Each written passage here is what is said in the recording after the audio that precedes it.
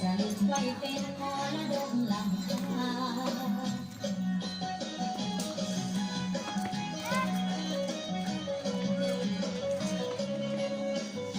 เสียงดอนวันนี้มีสักสีงามตาเกิดเข้าหูฟ้าพวงภาษาหัวลำกระเบนรักซ้อนนักจงหา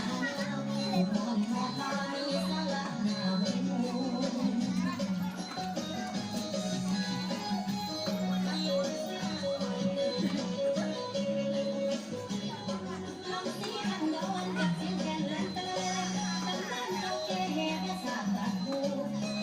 จำเจ้ากาก็เขาขับอยู่ก่อนหักเข้าสู่แผ่นดินสู่กำมันตา